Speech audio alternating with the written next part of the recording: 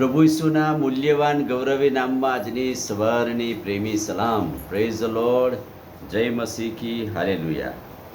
લુકની લખેલી સુવાર્તા 5મો અધ્યાય અને 20મું વચન. 5મા અધ્યાયની અંદર આજે પ્રભુ ઈસુ ખ્રિસ્તે કરેલો ચમત્કાર.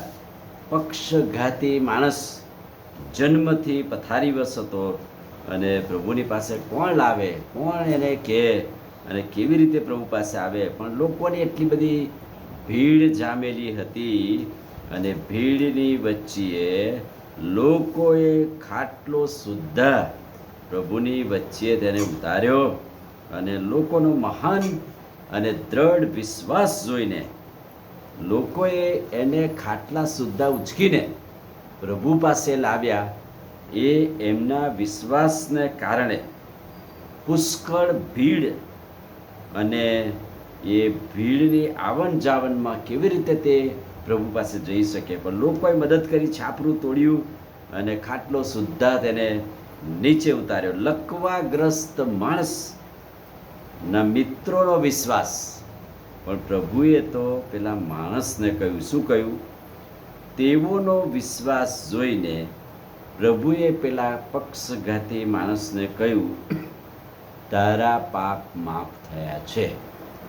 ખરેખર તો ખાટલો ઉચકીને આવનાર લોકો 4 હોય, 5 હોય કે 8 જણ હોય, પણ એ લોકોએ સખત મહેનત કરીને આ લકવાગ્રસ્તવાળા માણસને ઈસુ પાસે લાવ્યા.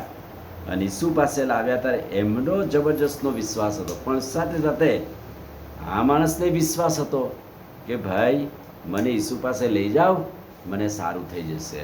અને એટલે એ લોકોએ સખત મહેનત કરી, છાપરું તોડી અને ખાટલો સુદ્ધા ઈસુની પાસે એને લાવ્યા.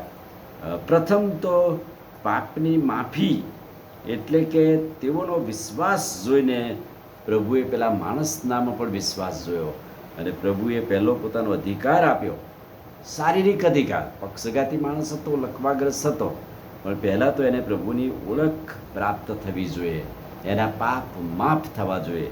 એટલે સર્વપ્રથમ પ્રભુએ આત્મિક સાજાપણું આપ્યું. એને કહ્યું કે તારો વિશ્વાસ જોઈને હું તને કહું છું, તારા પાપ તને માફ થયા છે. ખરેખર તો અત્યારે ખાટલો ઉચકીને લાવેલા એ જરૂરિયાત તો એ હતી કે એને શારીરિક તંદુરસ્તી પ્રાપ્ત થાય, એના પગ સારા થાય, એ જરૂરી હતું.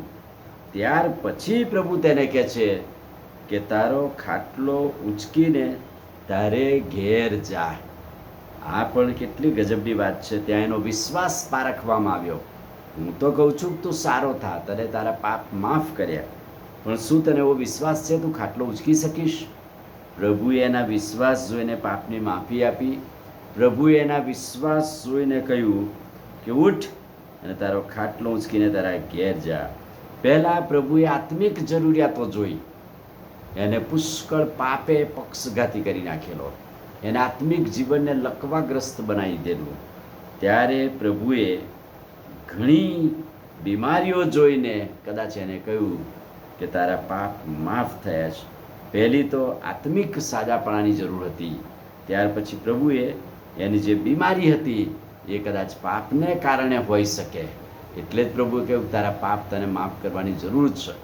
ત્યાર પછી શારીરિક સાજાપણું, પાપ માફ કરવાનો અધિકાર અને ઉઠ તારો ખાટલો ઉચકીને તારે ઘેર જા, એમાં સાજાપણું આપવાની તાકાત પ્રભુમાં હતી. અને આ માણસ, પક્ષઘાતી માણસનો વિશ્વાસ કેવો જબરજસ્ત! તે ઉચકીને, ખાટલો ઉચકીને પોતાને ઘેર ચાલ્યો ગયો અને ઘરે જઈને પોતાનો વિશ્વાસ પ્રગટ કર્યો. આત્મિક સાજાપણું મળ્યું, શારીરિક સાજાપણું મળ્યું અને પ્રભુનો મહિમા પ્રગટ કરતા તે પ્રભુની પાછળ ચાલ્યો. આમીન. પ્રાર્થના કરી. વાલા પ્રભુ, આજે સવારે ખાતરીદાયક અદ્ભુત વચનને માટે આભાર. આધ્યાત્મિક જીવનમાં પાપની માફી આપવાનો અધિકાર તમે એમને આપ્યો, શારીરિક જીવનમાં સાજાપણું આપ્યું, અમારી ગમે તેટલી માંદગી, તકલીફ, મુશ્કેલીઓમાંથી મુક્ત કર્યા. ઘણા પાપ એ અમારા શારીરિક તકલીફો ઊભું કરનારા બને છે, પણ પ્રભુ તમે આ માણસને સારો કર્યો, સાજાપણું આપ્યું, તંદુરસ્તી આપી. પ્રાર્થના પ્રભુ ઈસુના નામમાં કરીએ છીએ, સાંભળો ને માન્ય કરો. આમીન. God bless you.